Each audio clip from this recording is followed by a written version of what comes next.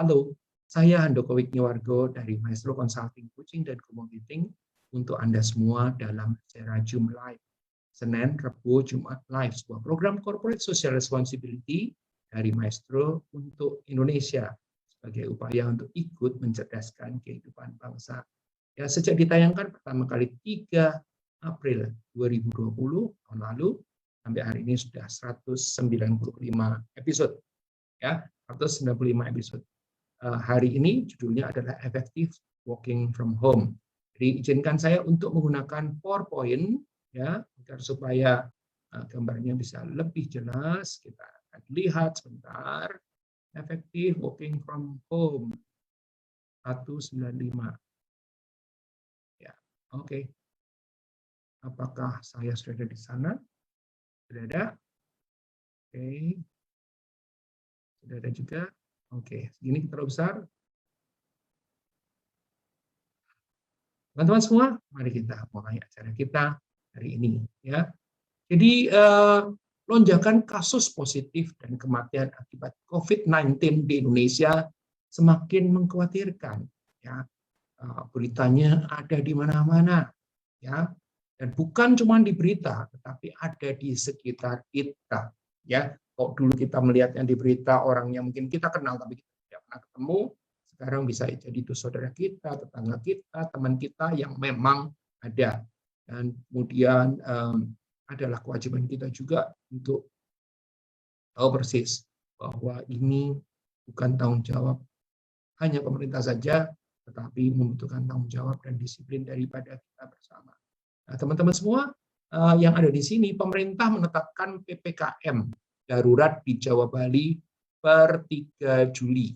Ya, per 3 Juli. Jadi hari ini baru diumumkan tentang PPKM darurat, ya, khususnya di Jawa dan Bali yang akan dimulai dari tanggal 3 Juli. Jadi izinkan saya untuk sekilas menyampaikan tentang PPKM itu sendiri sebelum nanti kita mengantisipasi itu dengan materi yang judulnya adalah Effective Working from Home.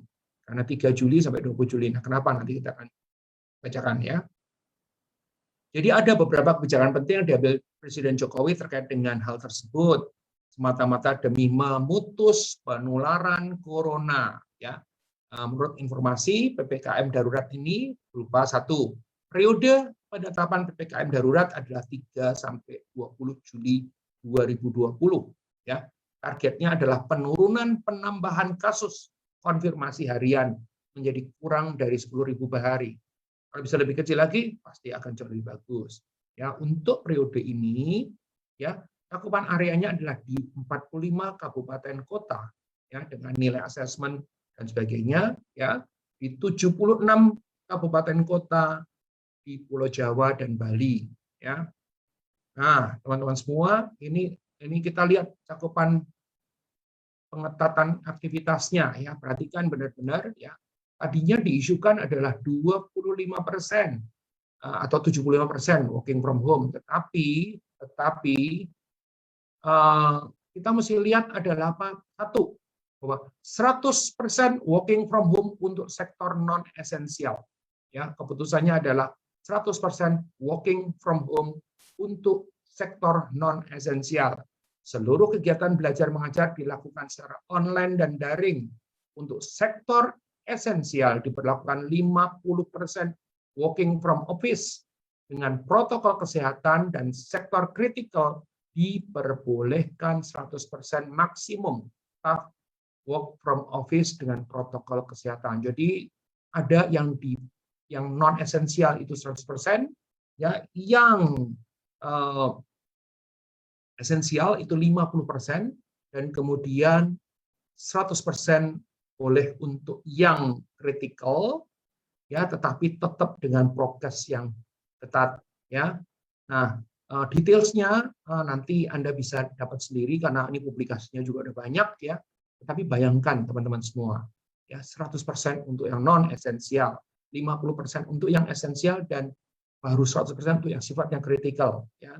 Yang esensial itu apa aja misalnya, ya, yang kritikal tentu aja energi, kesehatan, keamanan, logistik, transportasi, industri makanan, minuman dan penunjangnya, ya, dan sebagainya. Silakan diakses sendiri. Jadi ada 3 kategori, paling enggak adalah esensial, non esensial, dan kritikal. Ya, jadi jelas bahwa yang non esensial, yang memang tidak esensial itu 100%. Padahal waktu itu sempat isunya 70%, ya. Nah, ini 100%, artinya benar-benar harus working from home. Nah, teman-teman semua, tentu saja di dalam keputusan tadi dikatakan banyak hal, ya. Kegiatan pusat perbelanjaan, mal, dan pusat perdagangan ditutup. Restoran dan rumah makan hanya menerima delivery atau take away. Ya, pelaksana kegiatan konstruksi boleh berupa 100%, karena ini terkait dengan fasilitas. Tempat ibadah apapun juga bentuknya, ya, ditutup sementara. Ya, fasilitas umum ditutup sementara. Ya, kegiatan seni dan budaya, olahraga dan sosial kemasyarakatan ditutup sementara. Transportasi umum ya diperlakukan dengan pengaturan kapasitas maksimum 70% dengan menerapkan protokol kesehatan secara lebih ketat. Ya. Terus kemudian resepsi pernikahan dihadiri maksimal 30 orang saja dengan tetap protokol kesehatan yang tetap. Makanan tetap disediakan dengan wadah tertutup untuk dibawa pulang, tidak boleh dimakan di tempat. Ya, jadi Anda seperti take away, ya. Oke. Pelaku perjalanan yang menggunakan moda transportasi jauh, pesawat, bus, dan kereta api harus menunjukkan kartu vaksin, minimum vaksin dosis 1. Ya, biasanya kan vaksin ini 2 dosis, ya. Dan PCR H-2 untuk pesawat serta antigen H-1 untuk moda transportasi jarak jauh lainnya. Tentu saja kalau Anda memang tidak harus pergi, jangan pergi, ya. Ya, Satpol PP pemerintah daerah dan sebagainya akan melakukan pengawasan yang ketat terhadap perlakuan pengetatan aktivitas masyarakat di atas, terutama pada poin 3. Nah, ini juga penting, penguatan 3T, testing, tracing, dan treatment perlu terus diterapkan. Ya, ini poinnya. Ada banyak sekali poin yang disampaikan. Nah, teman-teman semua, pencapaian target vaksinasi sebesar 7% dari total populasi pada kota kabupaten ini paling lambat bulan Agustus 2021 ini terkait dengan vaksinasi. Nah, itu yang kira-kira ini. Ya, selebihnya Anda bisa dapatkan di lihat aja, Anda tinggal bicara PPKM darurat yang diberlakukan nanti tanggal 3. Ya. Nah, bagaimana kita mesti menyikapi kalau kita bilang bahwa itu kan cuma Jawa dan Bali. Saya rasa teman-teman semua, jika Anda sudah mulai dari sekarang yang non Jawa dan Bali, ya kuncinya adalah bukan dilarang atau tidak dilarang, karena vaksin itu tidak melihat ada larangan atau tidak larangan. Jadi kalau memang Anda merasa tidak perlu pergi-pergi, ya ini itu dan sebagainya, silahkan disikapi dengan baik. Ya. Nah, bagi Anda di kalangan bisnis, ya Anda bisa memperkirakan bahwa ini diberlakukan di Jawa dan Bali 3 sampai tanggal 20. Tapi itu bisa diperlakukan juga di tempat Anda. Oleh karena itu, kami mengambil inisiatif, kalau kita melihat di situ yang non-esensial akan menjadi 100%, ya 100% working from home. 100% working from home. Oleh karena itu, kami mengambil inisiatif untuk hari ini mengajak Anda mempelajari secara lebih detail tentang efektif working from home. Ya, kita akan mulai. Ya, apa aja sih sebetulnya? Nah, teman-teman semua, ya, tadi berlakunya ya 3 sampai 20 Juli. Mari kita masuk ke materi ya, di mana apa yang kita lakukan adalah working from home ya. Nah, teman-teman semua, sebelumnya sebetulnya saya pernah membahas hal ini ya. Ini kita kembali ke tahun lalu di masa yang sangat awal sekali ya, saya membahas judulnya adalah virtual teams. Jadi di dalam virtual teams ini dibahas bagaimana pentingnya untuk bekerja di rumah dan menggunakan virtual, tetapi tetap teamwork-nya bagus, tetap produktivitasnya tinggi. Jadi tanggal 22 April 2020, ya kalau tadi saya cerita tentang 3 April kami mulai, berarti ini baru edisi yang ke-9 ya, setelah 3 minggu, itu kami sudah membawakan materi tentang pentingnya yang namanya virtual teams. Bagaimana Anda menyusun? Nah, gampangnya adalah apa? Anda tinggal masuk ke YouTube Handoko Maestro, di dalamnya ada materi tentang virtual teams. Ya, ada materi tentang virtual teams. Jadi di situ ceritakan bagaimana sih sebetulnya kita natain teams kita di dalam cara-cara yang sangat virtual. Ya, itu kalau kita bicara soal virtual teams. Terus kemudian apa lagi? Ya, tidak lama kemudian, ya, jadi dari April ke Mei, saya juga membahas tentang namanya working from home revisited. Jadi pada saat April tadi bicara tentang working from home, working from home, working from home, working from home, caranya seperti apa? Sebulan kemudian saya cerita tentang mengunjungi kembali yang namanya working from home. Kenapa perlu dikunjungi kembali? Karena apa yang dilakukan di April itu mungkin sudah tidak begitu efektif karena April itu semuanya baru dimulai, ya. Ya seperti kita tahu ya, kalau di Jakarta itu pemberlakuannya adalah 16 Maret. Ya April itu baru sebulan, orang masih bingung gitu kan. Ada yang belum belum tahu mesti virtual itu seperti apa, ada yang masih ini itu dan sebagainya, ya. Oleh karena itu 27 Mei 2020 saya kembali membahas tentang itu adalah working from home tapi dikunjungi ulang gitu ya. Kenapa dikunjungi ulang? Karena pada saat itu saya membawakan materi-materi yang merupakan upgrade daripada materi yang sebelumnya. Seperti tadi yang saya katakan, ini materinya semua ada di Handoko Maestro, YouTube Handoko Maestro. Jadi Anda bisa pergunakan ini sebagai guidance. Ya, oke, itu yang terjadi. Apalagi yang kita akan coba lakukan, teman-teman semua. Belum lama, ya April kemarin jadi setahun setelah edisi yang pertama. Karena kalau saya bicara tentang itu, melulu orang akan bosan ya. Itu saya bicara tentang yang namanya pandemic fatigue. Ya. Pandemic fatigue itu berbahaya ya. Pandemic fatigue itu prinsip dasarnya adalah gini, bahwa kita itu justru tidak melakukan hal-hal yang seharusnya tidak boleh dilakukan. Jadi, kita melakukan hal-hal yang seharusnya tidak dilakukan, atau kita tidak melakukan hal-hal yang seharusnya dilarang. Ya, jadi ini yang terjadi. Kenapa? Karena terjadi yang fatigue tadi, ya, pandemic fatigue. Ya, nah, ini jangan sampai terjadi pada kita, karena resikonya adalah nyawa. Resikonya sekali lagi adalah nyawa. Jadi materi Serajum Live 161 ini membahas tentang pandemic fatigue. Itu dibahas kenapa sih yang bikin seseorang itu menjadi fatigue. Kenapa? Terus kemudian dibahas juga tentang bagaimana mencegah itu. Apa sih resikonya kalau kita mengalami yang namanya pandemic fatigue. Jadi membahas sengaja membahas tentang hati-hati loh, itu bisa aja. Kenapa kok bisa fatigue? Karena ini sudah setahun. Waktu itu kan dari Maret sampai April udah setahun lebih malahan ya, setahun setengah, setahun 13 bulan tepatnya. 13 bulan ya, tahun sekarang sudah lebih ya, karena ini sudah sekarang akhir bulan Juni gitu ya. Udah 16 bulan ya. Nah, teman-teman semua itu yang terjadi yang disebut dengan pandemic fatigue. Ya. Terus kemudian saya juga sebelumnya juga membahas tentang doom scrolling ya. Apa sih doom scrolling? Itu saya bahas dengan details juga ya. Doom scrolling itu kurang lebihnya adalah apa? Kecenderungan kita untuk terus mencari scrolling berita-berita yang negatif, yang akhirnya membuat kita ketakutan. Oke, tetapi saya mau kasih catatannya. Kalau saya usulkan kepada Anda untuk, tolong, habis ini dibaca tuh peraturan pemerintah yang baru yang di Jawa Bali diberlakukan tanggal 3 sampai tanggal 20 Juli ya. Di Jawa dan Bali diberlakukan tanggal 3 sampai tanggal 20 Juli.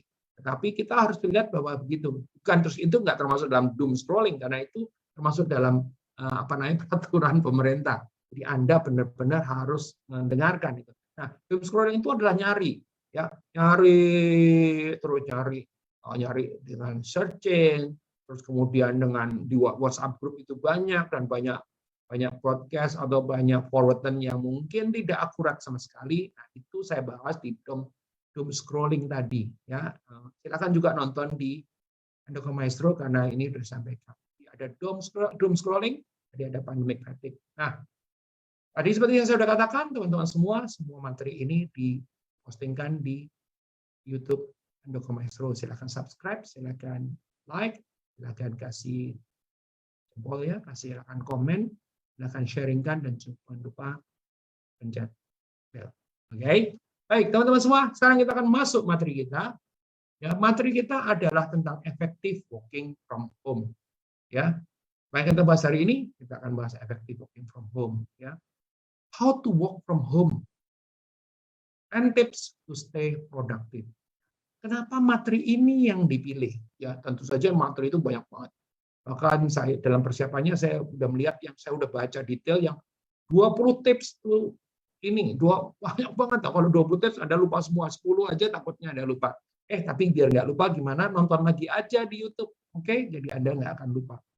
How to work from home, 10 tips to stay productive. Ya, jadi ini saya mengambil materi ini dari www.lifehack.org ya, tentang bicara tentang productivity, 10 tips help you more efficient working from home. Jadi Anda bisa akses langsung ke sana atau Anda bisa membagikan materi ini kepada anak buah Anda ya. Nanti tinggal dilihat ya anak buah Anda sehingga tahu persis seperti apa. Baik teman-teman semua, karena waktu kita tidak banyak dan materinya ada 10, maka saya akan sampaikan dengan segera sekarang. Apa aja sih 10 tadi? Satu, kalau Anda itu harus working from home. Ya. Dan sebenarnya bukan kalau, di Jawa dan Bali udah pasti working from home. 100% buat yang non-esensial, ya. Most of the time Anda ada di yang non-esensial, ya. The important factors to consider when you are setting an at-home work schedule, ya. Jadi pertama kali faktor yang menentukan adalah satu, keep regular work hours. Jadi kalau Anda memang di kantor itu kerjanya 8:30 sampai dengan 8:30, maka bekerjalah 8:30 sampai dengan 8:30. Ya, jelas ya teman-teman semua ya. Keep regular hours. Ya, sehingga dengan demikian adalah Anda akan ada ketika bos Anda memerlukan Anda. Anda ketika ada akan komunikasi dengan rekan kerja atau pelanggan Anda. Ya, dan pada saat itu adalah merupakan waktu saat Anda itu paling produktif. Oke, nah working from home sekali lagi bukan terus kemudian dari rumah terus tidur-tiduran dan sebagainya, melainkan benar-benar keep regular working hours. Jaga betul-betul waktu yang memang harusnya kerja jam berapa. Ya, oke, itu nomor 1. Ya, yang nomor 2, separate work time and personal time. Ya, jadi pisahkan antara jam kerja dengan jam yang sifatnya personal, ya. Jadi mengatur jam kerja, berkomunikasi dan merencanakan kapan Anda tidak akan bekerja, tidak akan tersedia untuk bekerja, ya. Tentu saja dalam kondisi di mana tidak emergensi, ya. Dalam emergensi tentu saja sama dengan di kantor, kalau emergensi pun juga kita tetap akan jalan, ya. Misalnya waktu keluarga malam hari, komunikasikan dengan bos atau rekan sekerja bahwa Anda tidak bisa membuka email pada malam hari. Tapi kalau gawat darurat di telepon bisa, misalnya, tentu aja jangan setiap hari jadi gawat darurat. Jadi kalau setiap hari menjadi gawat darurat, menjadi tidak ada yang gawat darurat. Oke, kalau Anda jadi bos, Anda mesti pastikan bahwa kalau setiap hari itu Anda menggunakan itu sebagai alasan untuk gawat darurat, berarti sebenarnya tidak ada yang gawat, tidak ada yang darurat. Orang-orang menjadi tidak aware karenanya. Ya, kita coba lihat plan your workflow. Ya. Nah, ini penting banget. Ini banyak orang yang tidak melakukan adalah merencanakan arus kerja. Ya, kerjakan tugas dengan prioritas tertinggi lebih dahulu. Oke, kerjakan tugas dengan prioritas tertinggi lebih dahulu. Dalam kasus mungkin sekedar contoh ya, sekedar contoh. Every single morning, setiap pagi itu kami di Maestro yang memang sudah full working from home sejak tanggal 16 Maret 2020, yang artinya sekarang kalau Maret ketemu dengan Juni itu adalah sudah Maret ketemu sama Februari, Maret, April, Mei, Juni gitu kan, sudah 16 bulan setengah. Dan 16 bulan setengah itu setiap pagi kami meeting. Ya, meeting pendek. Ya, menceritakan tentang apa aja yang mesti dikerjakan hari itu. Siapa harus ngerjakan apa, dan siapa adalah merupakan lanjutannya dari siapa. Sehingga workflow-nya itu jelas. Jadi kalau si A itu harus mengerjakan bagian X dan si B harus mengerjakan bagian Y, sementara Y itu harus diselesaikan setelah X selesai, maka dia tahu persis flow-nya seperti apa. Jangan terus kemudian si A itu mengerjakan X-nya sore, sehingga akhirnya si B-nya bilang, saya belum dapat tuh. Ini workflow menjadi penting. Lakukan pekerjaan tersulit saat Anda memiliki energi paling banyak di sepanjang hari. Secara teori mengatakan bahwa pekerjaan yang energi yang terbesar Anda adalah pada saat pagi, ya, terutama bangun dan sebagainya. Rencanakan hadiah, Anda bersihkan self reward ya, dan beristirahat sejenak.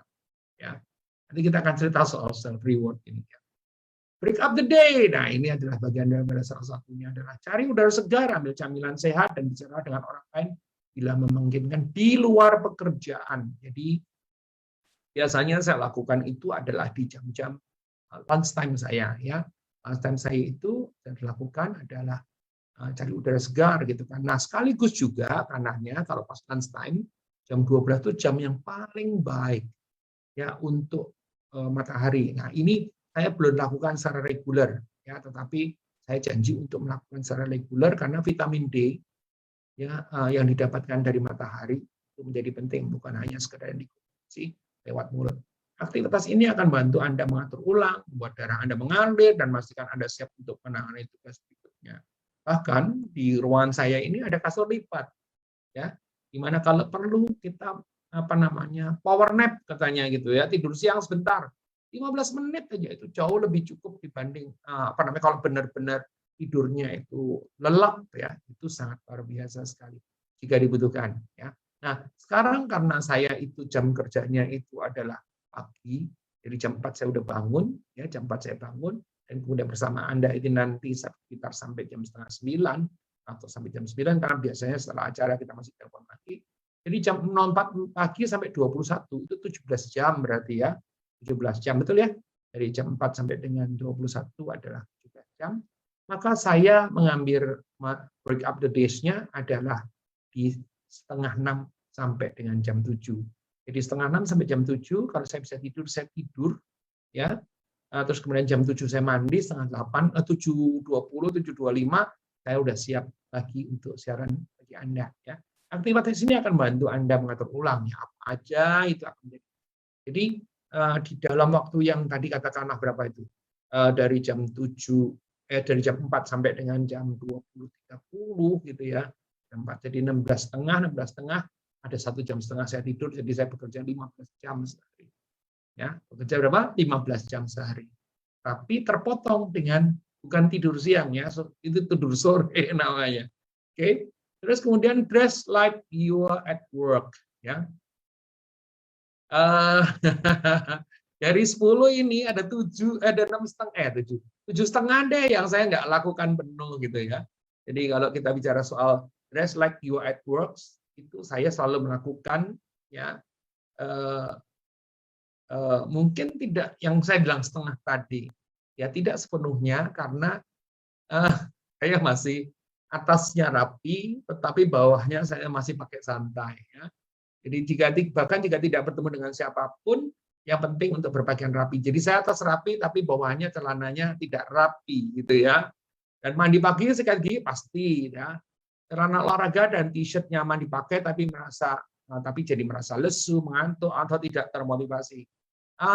In my case mungkin agak sedikit tidak seperti itu kalau saya bekerja dengan tim, ya tapi saya mandi, ya saya mandi setiap pagi setiap pagi saya itu, ya memang sebetulnya pakaiannya lebih casual kecuali kalau meeting ataupun lagi presentasi. Jadi kalau meeting dan presentasi lebih casual. Jadi kalau katakanlah nih seperti sekarang kalau saya pakai seperti ini ya untuk acara, kalau acaranya lebih formal lagi saya tutup gitu ya.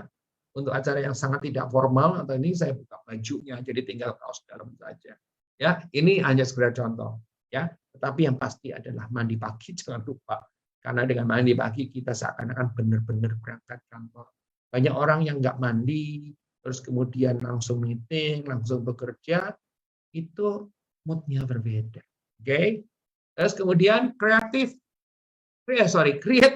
an at-home office ya. Jadi create an office itu jadi ciptakan benar-benar kantor yang at home, yang nyaman ya. Bekerja di ruang kerja, meja, kursi, memberitahu Anda bahwa inilah waktu untuk bekerja, bukan relaksasi. Jadi jangan Anda itu terus kemudian doprok di depan balai-balai atau di meja makan gitu dan sebagainya ya. Jadi dalam kasus ini, dalam kasus saya misalnya, saya menyulap kantor saya dulu yang dikenal sebagai My New York Office menjadi studio dan setiap hari saya bekerja dari studio. ya. Jadi merasa lebih waspada, lebih percaya diri, dan lebih terorganisasi jika Anda bekerja di meja, kursi kantor yang ada di rumah. Dan ini menarik, saya dapat bocoran dari salah satu petinggi daripada S Hardware, ya, dan Informa yang mengatakan bahwa di masa pandemi penjualan mereka akan office stationery atau office peralatan office ini menjadi meningkat karena orang melengkapi dirinya. Ya. Dalam kasus di Maestro, karena kami memang pekerjaannya seperti ini dan jumlahnya banyak, maka kami taruh yang dinding kedap suara dan sebagainya kami pasang, ya, tentu saja dengan peralatan kamera, dengan mikrofon, dengan lighting yang memang amat sangat memadai, ya, karena memang pekerjaannya seperti itu. Nah, teman-teman semua, at least setidak-tidaknya Anda harus punya tempat kerja yang nyaman, yang benar-benar kalau Anda duduk di situ tuh Anda berasa bahwa Anda sedang bekerja. Ya. Terus apa lagi? Do not allow roomies, ya. Menetapkan batasan untuk anak-anak, hewan peliharaan, anggota keluarga atau teman sekamar, ya. Mendorong mereka untuk meninggalkan Anda saat bekerja sehingga dapat tetap fokus. Jadi kalau Anda bekerja terus kemudian tahu-tahu anaknya yang mendot gitu kan, tahu-tahu anjingnya atau kucingnya datang, akhirnya terdistraksi, ya. Terdistraksi. Jadi atau anak-anak main di sebelahnya sehingga nanti keluar itu masalahnya kalau ada mainannya gitu kan. Itu semua ada mendistraksi sehingga kerjaan Anda tidak baik nanti. Ya. Nah, ini penting, ya. Karena apa? Kalau cuma sehari 2 hari sih enggak. Ini kan dalam kasus kita ini kan waktunya cukup panjang. Nah, ini akan terjadi segera di Jawa Bali. Ya, ini akan bisa jadi terjadi di Anda. Bukan masalah kapan diumumkan. Ya. Be your own janitor. Nah, ini kalau tadi saya bilang tuh dari 10 nasihat saya itu jalaninya 7,5. Rasanya nomor 8 ini saya nggak jalanin, ya. Jadi be your own janitor, menjaga kebersihan kantor di rumah, bantu Anda fokus, teratur, dan produktif, membuat jadwal pembersihan mingguan sehingga Anda tidak terguna untuk membersihkan selama jam kerja. Ya, I should thank to God bahwa tugas nomor 8 ini saya nggak lakukan karena every single morning, ya, jam 7 itu ruang kerja saya sudah siap, sudah bersih. Yang saya lakukan adalah bukan membersihkan, tetapi menjaga kebersihan dan kerapiannya, ya. Jadi saya pergunakan yang sudah dibersihkan jam 7 pagi itu terus sampai malam hari dan besok pagi-paginya yang dibersihkan lagi, ya. Nah, dari 10 nomor 8 ini saya bersyukur bahwa ada yang mengerjakannya untuk saya, ya. Tapi kalau Anda nggak ada yang mengerjakannya untuk Anda harus mengerjakan untuk Anda sendiri, ya, untuk menjadi tukang bersih-bersih buat kantor Anda sendiri, ya. Terus kemudian, nah ini juga tadi kan saya bilang bahwa 7,5, ya, betul ya. Saya bilang tentang 7,5. Oh, tadi setengahnya adalah saya tidak benar-benar pakai pakaian rapi karena separuh dari saya itu masih pakai pakaian santai, atasnya baru rapi, ya. Nah, kalau saya kancingkan menjadi pakaian baju rapi. Kemudian kalau santai rada santai seperti Anda, saya pakai dengan cara seperti ini. Kalau lebih santai lagi saya buka bajunya, gitu kan. Itu yang tadi yang setengah tadi. Nomor 8 soal bersih-bersih saya nggak lakukan. Nomor 9 juga saya nggak lakukan, ya. Tetapi Anda bisa melakukan namanya tune into inspiration. Jadi bisa dengan nyalakan musik, dengarkan podcast, tetapi bawa sendiri yang saya lakukan. Anda juga bisa bekerja dengan keheningan. Saya termasuk yang jenis yang bawah. Jadi kalau saya mendengar musik, saya nanti larut di dalam musiknya, sehingga akhirnya saya tidak bisa bekerja. Atau ada lagu yang saya suka, akhirnya saya nyanyi, saya jadi tidak bekerja. Tapi kalau buat Anda itu tidak mendistorsi Anda, itu akan jadi bagus. Jadi kalau tadi lagi, kalau 10 tips tadi, saya hanya menjalankan 7,5, tengahnya soal pakaian, satunya tadi soal bersih-bersih ruang kerja, dan yang satunya lagi adalah tune into inspiration. Ini saya juga nggak lakukan karena saya lebih prefer bekerja dengan keheningan, ya. Oke, dan yang terakhir nomor 10 adalah stay in the loop, ya. Menghubungi rekan sekerja setidaknya beberapa kali seminggu melalui email, telepon, video call, media sosial, atau bahkan secara langsung, ya. Jadi itu juga saya lakukan, ya. Selama pandemi itu justru saya terlibat di beberapa komunitas hobi, ya. Salah satunya mungkin saya akan ceritakan adalah komunitas Tintin Indonesia. Itu menarik, ya. Jadi dulu kecil saya SMP itu baca komik Tintin, ternyata komunitasnya itu anggotanya hampir 6.000 ya. Dan kemudian kita bisa mendiskusikan tentang apa-apa yang kita belajar dari satu kejadiannya Tintin, atau mungkin pesan figurinnya, atau pesan komiknya, atau apapun juga, atau kreasi-kreasi Tintin yang lucu-lucu dan sebagainya. Nah, ini juga bagian dari itu. Nah, mungkin ada juga yang lain adalah kerja sosial sebetulnya. Jadi kebetulan saya adalah presiden perkumpulan alumni College de Brito, di mana akhirnya di dalam College de Brito kan ada banyak hal yang diurus, gitu ya, secara virtual tentu saja. Belakangan yang paling parah adalah ikut membangun yang namanya ikut menangani secara langsung turun tangan lagi terkait dengan Satgas COVID karena COVID yang merajalela. Ya, jadi Anda juga bisa melakukan itu sebagai bagian daripada ini ya, berinteraksi, ngobrol, media sosial ya. Saya menggunakan Facebook, saya menggunakan Instagram, saya menggunakan LinkedIn, dan saya menggunakan seperti yang mungkinnya adalah YouTube ya, untuk berinteraksi dengan teman-teman saya ya. Saya tahu ke siapa saya mesti tertawa kalau memang saya butuh tertawa. Nah, nonton YouTube juga saya nonton YouTube acara-acara yang fun ya. Misalnya salah satunya yang mungkin sekarang lagi ngetren adalah Lapor Pak gitu ya.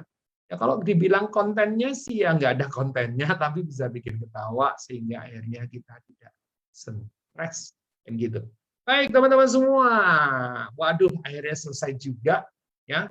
Semua materi ini nanti Anda bisa dapatkan di Handoko Maestro karena di dalamnya isinya adalah konten-konten edukasi ya. Jangan lupa ya. Terus kemudian Anda juga bisa nonton materi-materi yang sangat inspiratif di Maestro Channel ya. Yang Anda jangan lupa adalah nyalakan lonceng. Kalau belum subscribe, subscribe-lah ya. Bagian daripada satu katanya meningkatkan imunitas kita. Kalau kita itu belajar, kalau kita itu happy dan sebagainya. Oleh karena itu silakan diakses ya. Jadi ada 10, saya akan sampaikan lagi. Saya ada 10 teman-teman semua.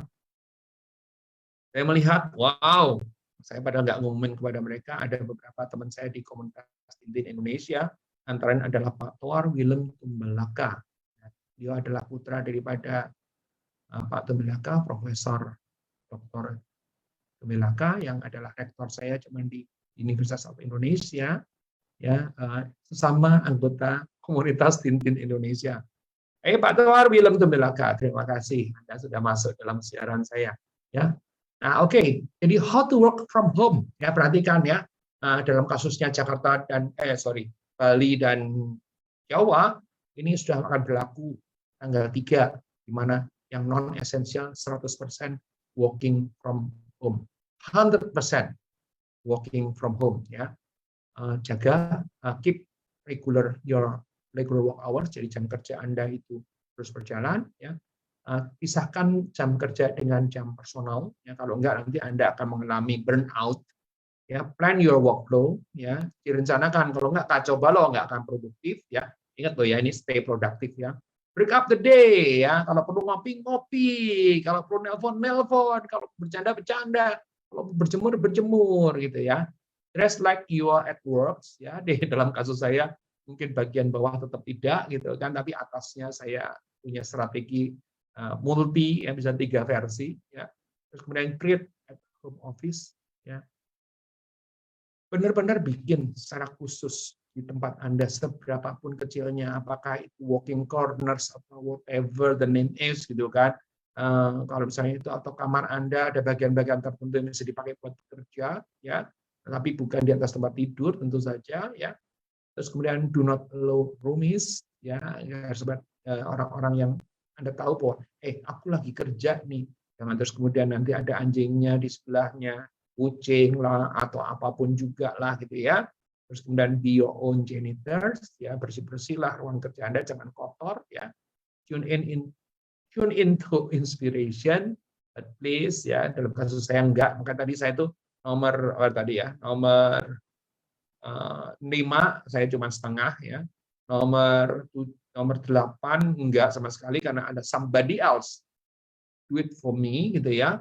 Nomor 9 saya enggak, saya memilih untuk sepi di dalam bekerja saya, tapi kalau saya mau ini ya saya setel, tapi bukan di jam kerja dan stay in the loop. Teman-teman semua, saya Handoko Wignohargo dari Maestro Consulting, Coaching, dan Communicating untuk Anda semua dalam Serajum Live. Hari ini episode ke-195 ya, yang judulnya adalah Effective Working from Home. Jika Anda suka materi ini, bagikan. Karena ini bisa berguna buat tidak hanya buat Anda, tetapi juga buat pasukan Anda, teman Anda yang membutuhkan, dan siapapun juga. Terima kasih.